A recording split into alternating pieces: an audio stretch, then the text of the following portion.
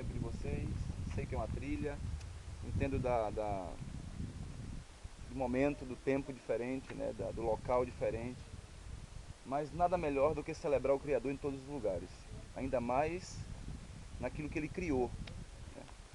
Diz que quando Deus criou o mundo, Ele precisava de uma coroa. E o homem foi a coroa da criação. Então, o reino de Deus foi criado, que é a natureza, os animais, e Ele coroou com vocês, com todos nós. O homem é a coroa da criação. O reformador Calvino usava isso como uma frase muito particular dele, que até hoje é repetida. Eu queria que quem trouxe a Bíblia e puder abrir, quem não puder vai acompanhar. Nosso texto, que vamos pensar um pouco e rápido hoje, essa manhã, é o texto de João, no capítulo 17, o verso 20 e o verso 21. João, Evangelho segundo escreveu João, 17, o 20 e o 21. 17, 20 e 21.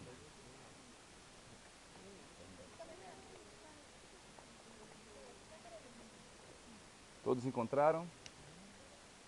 Diz assim: E não rogo somente por estes, mas também por aqueles que pela sua palavra hão de crer em mim, para que todos sejam um, como tu, ó Pai, o és em mim e eu em ti, que também eles sejam um em nós, para que o mundo creia que tu me enviaste.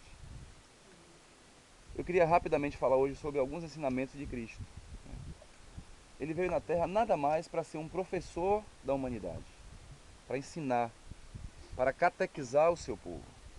A oração 17, Jesus já estava ciente que ele entregaria a sua vida. É a última oração que Jesus faz, antes, pública, escrita, antes de entregar sua vida no Calvário por todos nós. E ele começa a citar algumas coisas que é interessante para nós.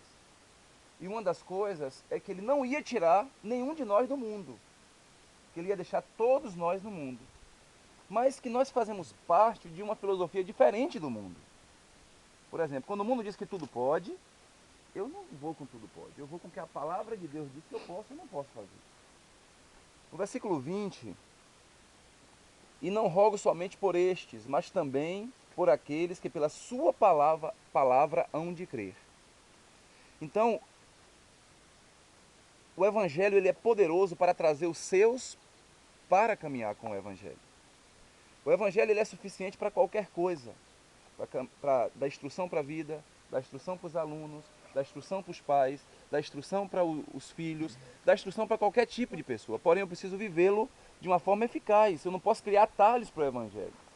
Agora, pense bem, vocês caminhar 3 anos com o Mestre, 3 anos com o próprio Jesus, e chega um dia que ele está sentado, talvez com muito mais pessoas do que está aqui, e aí ele começa a dizer, olha, eu vou rogar por vocês. E João, talvez na sua memória, ou não sei como, de uma certa forma gravando aquilo que Jesus falou para um dia escrever. Porque João escreve o Evangelho pós-morte de Jesus. Então, certamente lembrando na sua mente, dizendo assim, um dia Jesus botou todos nós aqui e disse que ele ia rogar por, não apenas pelos que estão aqui, não apenas por aqueles que estavam em Jerusalém naquele momento, mas ele ia rogar por todos aqueles, inclusive nós, que um dia iam escutar a palavra dele. Então, os ensinamentos de Cristo é ter vida simples, é descomplicar a vida, é valorizar o que Cristo, ou melhor, o que Deus, o seu Pai, criou. E há uma grande problemática na humanidade, é justamente de não valorizar as coisas de Deus, de não tributar a glória a Deus por tudo que Ele fez. E nós precisamos sempre lembrar que a nossa vida aqui na Terra é apenas passageira, mas que um dia encontraremos o nosso Senhor, o nosso irmão mais velho, o Salvador do mundo, aquele que morreu para que todos nós tenhamos vida e vida em abundância. O verso 2 do texto, ou melhor, o segundo verso que lemos, o 21, para que todos sejam um, como tu, ó Pai, o és em mim, e eu em ti.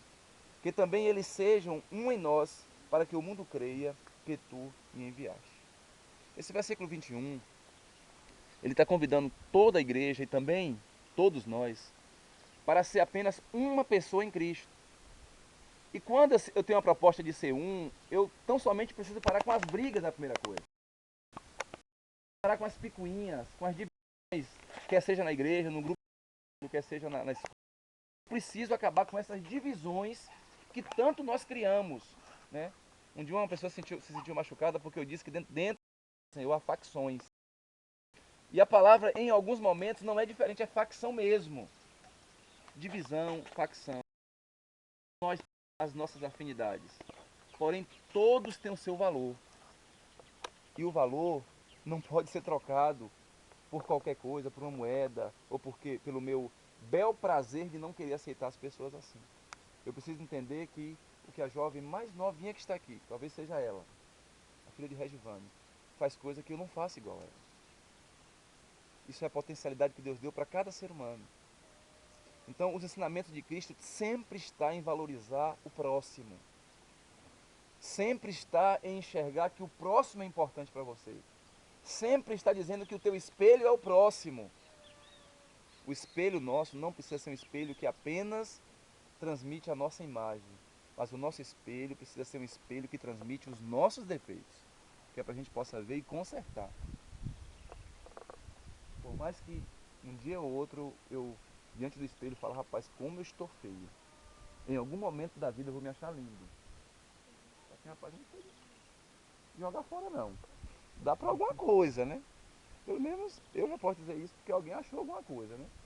Vocês que estão aí ainda, uns estão procurando, outros já encontraram, outros estão vendo de longe. Mas o importante é que nós, o de muito longe, né? De outra cidade, de outro estado, mas tem. Na verdade nós precisamos parar, né? E valorizar as coisas que Cristo deixou para nós. Eu sempre falo, é um momento muito propício de falar isso. Nas trilhas, nós precisamos pensar um pouco mais sobre o que Cristo deixou. Vim conversando com o Otacílio lá para cá, o Otacílio dizendo se durante 30 anos, Otacílio, 20 anos talvez, 20 metros das nascentes ou dos córregos dos rios, os donos das propriedades deixasse quieto lá o rio, ele automaticamente ele ia se regenerar. Né? Então, a gente também precisa limpar a nossa vida. Parar de colocar coisas que não cabem, sabe? Inventar história, inventar problemas, inventar dificuldades, situações, espírito de autocomiseração. O que é isso? É a pessoa sempre se colocar numa posição de coitadinho, de pobrezinho, de menor, de menos favorecido. Isso é péssimo para o ser humano. Entendeu? Olhe para frente, busque com dedicação, com garra, as suas metas, entendeu? Os seus objetivos, porque Deus tem muito a fazer em nossas vidas. Né? Então no verso 21, o final, né? Para que o mundo creia que tu me enviaste. Ou seja, o mundo muitas vezes tem dificuldade de crer em Jesus porque nós, na verdade, somos vergonhas em algumas áreas da nossa vida. Nós não representamos bem esse Cristo que pediu que você representasse. E como é que eu não represento bem? Quando eu sou mentiroso, quando eu sou falso, quando eu sou um péssimo amigo, quando eu falo uma coisa e a minha palavra não vale muito, quando a minha palavra não é verdade, quando as pessoas duvidam sempre de mim, quando eu sou mentiroso na escola, quando eu sou um péssimo aluno. Não estou falando de perfeição de ser humano. Eu estou falando de gente que erra e que acerta, mas que tem o interesse de ser melhor. Tem pessoas que parecem que têm o interesse de ser cada dia pior na escola, cada dia pior no grupo social que vive, entendeu? E na verdade, isso começa a produzir em você manchas que você não precisa nem falar mais, as pessoas já estão vendo de longe, não precisa nem mostrar isso explicitamente em um vídeo, porque as pessoas estão vendo. Lógico, seria hipocrisia da minha parte, errei na escola, errei como jovem, fracassei várias vezes, entendeu? Desobedeci pai, desobedeci mãe, mas a recompensa, quando você faz isso, o oposto, vem do próprio Deus.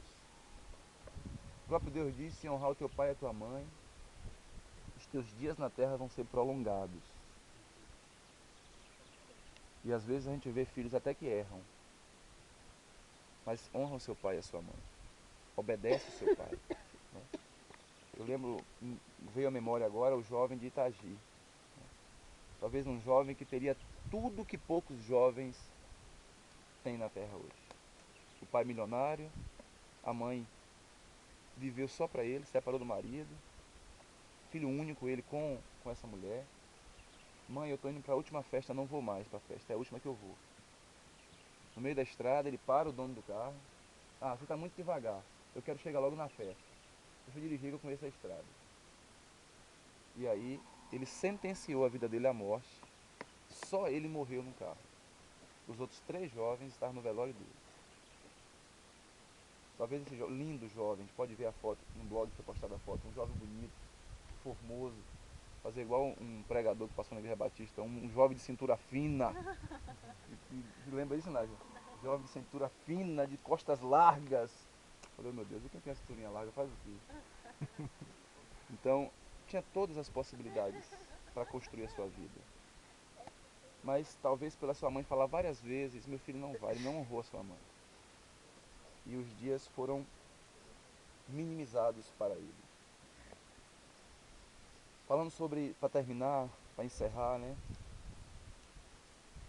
Nós estamos falando sobre oração. Né? E eu falei domingo passado que a oração nem sempre é quando eu saio para orar, quando eu me retiro para orar. Existe sim essa oração, mas a oração continuada, a oração que você está sempre conversando com Deus, em sintonia com o Criador. Né? Então, a oração precisa ser pessoal e íntima com Deus. Né? Quando nós começamos a namorar, e aí quando há o primeiro contato do namoro, né, a gente não sabe se a gente pode pegar no braço da menina, se pode abraçar, né, se pode passar a mão, pode acariciar o seu rosto, se pode passar a mão no cabelo. O homem e a mulher tá todo reticente, né? Mas depois isso vai criando intimidades, né? Isso vai do beijo surge um abraço, do abraço surge uma carícia, um carinho, e aí surge um noivado, um casamento, e você conhece completamente aquela pessoa, né? Você se dispõe e também é despido para a pessoa, né? Há uma mutualidade nisso aí. E há uma intimidade. Na verdade, no relacionamento com Cristo, é preciso existir uma intimidade com Ele. O que é intimidade? Senhor, eu não estou aguentando mais com esse pecado. Esse pecado está me atingindo, eu erro tanto com isso. Todos os dias eu erro com isso. Né? Aqueles que têm problema com fugir de alguma tentação, tem de abrir o seu coração para Deus. Eu não aguento mais isso. Isso tem sido um peso muito grande para mim. A segunda coisa, a oração com fé. Não adianta você falar para Deus, Deus, eu estou com sentimento, com vontade de pedir perdão, mas eu sei que eu não vou conseguir. Esse não é o caminho para nós. O caminho para nós é pedir acreditando que Ele pode fazer. Eu posso até entender que não vai ser a última vez que eu faço, mas eu quero sair daquilo. Eu tenho fé que Deus me tirará daquilo. Eu tenho fé que a minha vida vai mudar com aquilo. Eu tenho fé que eu vou parar de fazer aquilo. E tem tantas coisas que são simples, né? Eu sempre falo isso, a mentira do dia a dia, do cotidiano, de mentir por mentir, entendeu? Vem de lá, Gal, que eu não tô achando bonita coisa nenhuma, aí Gal vem, eu abro os braços, oh, Gal, como você tá linda, entendeu? Na verdade, Gal não lhe pediu isso, ninguém pediu isso, você não precisava mentir, entendeu? Estão uma roda de amigos conversando, e aí a pessoa fala assim, o Tacílio fala, eu conheço vários estados no Brasil, o cara nunca saiu da Tiririca. Aí fala assim, eu também conheço. E ele começa a montar toda a história na cabeça dele sem necessidade nenhuma. Então essas coisas precisam ter fé que Deus pode realizar em nós. Né? Outra coisa, terceira coisa, o terceiro passo. O mundo diz que algumas coisas é impossível. É impossível um jovem viver assim, é impossível um jovem viver assim. Essa era normal, essa era isso, essa era aquilo. Meu irmão, de ser cristão, seguir a Cristo e servir a Cristo é viver as coisas impossíveis. Se você pegar um jovem contemporâneo hoje do século XXI, ele vai dizer que é impossível uma jovem e um jovem casar sem ter relação sexual antes do casamento. Isso é o que o mundo prega. Tá? Porém, volta e meia, Deus chama alguém que não é evangélico, porque os evangélicos têm como missão lutar contra isso. Ainda que ele não consiga, ele tem como missão lutar. Mas volta e meia você pega uma pessoa do mundo, secular, sem compromisso nenhum com Deus, dizendo que vai se guardar até o casamento. De alguma forma, a natureza conspira para isso. Se você vai querer ou não viver esse método, as consequências são suas. Mas Deus fez um homem para uma mulher e uma mulher para um homem. Deus não fez você para ficar igual rifa na mão das pessoas, rifando, passando, tocando, né? Você não fez igual a seleção da Espanha, que fica tocando a bola, tufo, tufo, tufo, tufo, tufo. Deus fez você para se entregar para um homem e um homem para uma mulher. Então, isso é impossível para o mundo hoje. É impossível para o mundo hoje você viver sem mentira. Mas você pode viver com a verdade. O reformador Lutero dizia, e foi uma frase marcante dele também, paz se possível, mas verdade a qualquer preço. Não vale a pena viver mentindo, né? Quando eu comecei a pensar sério no meu namoro com Elma, eu tive uma missão de contar tudo que eu fiz para Elma, gradativamente e processual, porque contar coisa para mulher não é fácil, né? Então eu precisei buscar meios, formas, com as pessoas que eu namorei, não citava pessoas, mas as histórias eu citei, para depois não surgir como um iceberg dentro de um casamento, como uma bomba, né? Como uma grande pedra caindo. Então eu providenciei contar tudo. Não foi fácil, foi difícil, teve momentos tensos, de ciúmes, talvez de não entender, mas eu precisava contar. Como também eu quis saber de toda a história da vida dela. Porque quando as verdades estão em cima da mesa, Deus se encarrega de nos proteger. Quando há mentira, ele não tem pacto com a mentira, né? A quarta e a última coisa, oração persistente. Melhor, a penúltima coisa. Nós precisamos persistir na oração. Eu quero relembrar vocês quando Davi foi ungido rei. Pense comigo. Ele foi ungido rei por Samuel. Na sua cabeça, se Deus manda alguém dizer para você, você vai ser rei, você vai ser prefeito de Tiruçu. Vamos trocar o rei para prefeito de Tiruçu. O seu entendimento era o quê? A eleição no dia 7 de outubro. No dia 8 eu vou estar eleito. Até eu pensaria assim, todos nós. Davi precisou esperar 20 anos até o tempo dele. Foram 20 anos depois que ele foi ungido rei de Israel. Você precisa persistir, acreditar, entendeu? Se você não passou no vestibular ainda, continue acreditando. Se você está com dificuldade em alguma matéria que você acha que você nunca vai aprender, você precisa acreditar nisso. Você precisa lutar contra isso. Nada é fácil. Você precisa ter um esforço.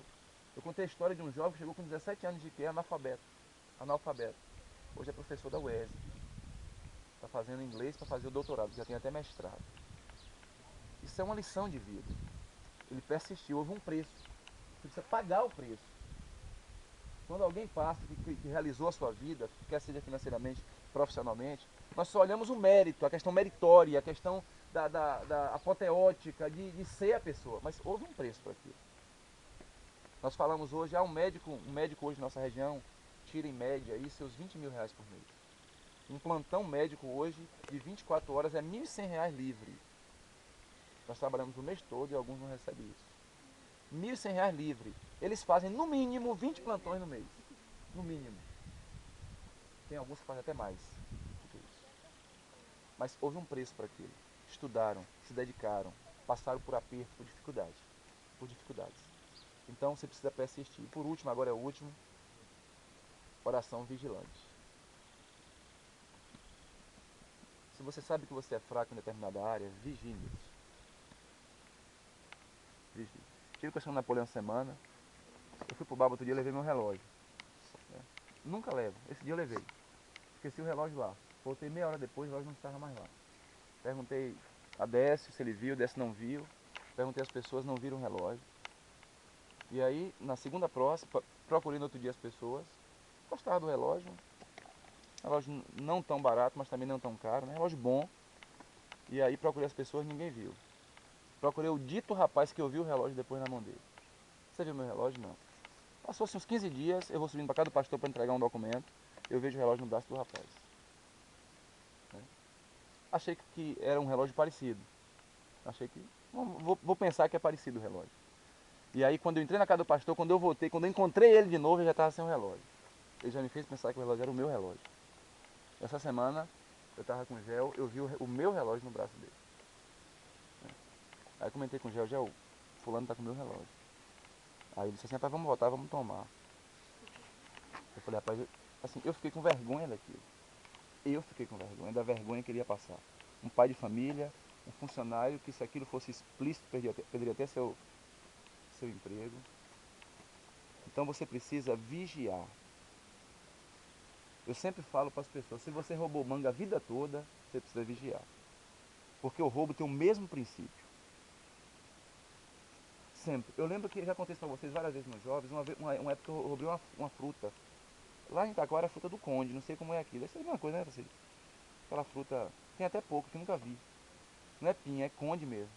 E aí eu chego em casa com aquela que tava brilhando assim, sabe? Aquele negócio andando para lá e para cá. A mãe perguntou assim, você achou isso aonde? E aí você começa a engasgar, falar o que, sabe, aquele faltar o ar, aquele nó na garganta. E aí disse, você vai botar isso onde você achou. E aí tomou aquela velha surra, né? E me fez pular a cerca que eu ia amarrar no lugar com a corda. Ela tem um caulezinho assim, eu amarrei e botei lá. Eu nunca esqueci daquilo. Talvez eu tinha uns 10 anos de idade, 9 anos de idade. Aquilo foi uma lição. Aquele dia minha mãe bloqueou talvez aquilo que o diabo quis construir. Mexer no que é dos outros, de furtar os outros, tirar, lesar os outros. Se você tem fragilidade com mulher, você precisa vigiar.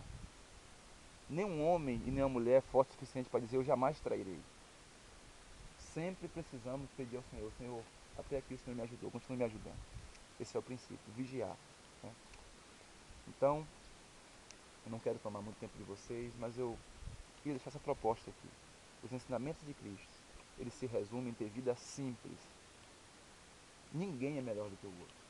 Nenhum dos que estão aqui, dos que estão no mundo afora, nenhum ser humano é melhor do que o outro. Todo ser humano tem seus méritos e seus defeitos, suas qualidades e seus defeitos, suas potencialidades e suas habilidades. Não esqueça isso. Eu queria pedir que você ficasse de pé nesse momento, ou em pé. Eu queria orar para a gente lanchar e depois continuar nossa trilha. Né? Curve sua cabeça, oraremos ao Senhor.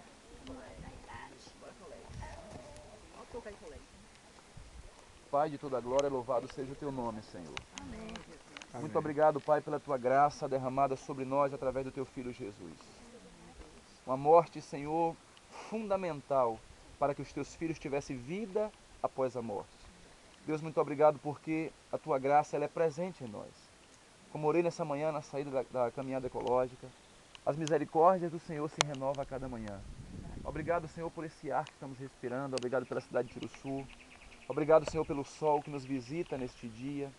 Obrigado, Senhor, pelo cuidado e a proteção que Tu tem conosco. Fica conosco, Senhor. Guarda nossas vidas de todo mal, de tudo que não louva ao Senhor, que não adora ao Senhor. Obrigado pela presença de cada um nessa trilha. Obrigado, Senhor, pelo nosso amigo Otacílio que está aqui. Nós suplicamos ao Senhor proteção e cuidado sobre a vida dele também. Os jovens também, Senhor, que não são da igreja, mas que nos deu o privilégio nessa manhã de estar conosco. Nós queremos pedir que Tu os proteja, que Tu os guarde, que Tu os torne bons alunos, bons filhos, consequentemente, bons esposos e boas esposas, meu Pai. Fica conosco nessa manhã. Continue nos abençoando e guardando nossas vidas. Em nome de Jesus nós te oramos. Amém. Gente.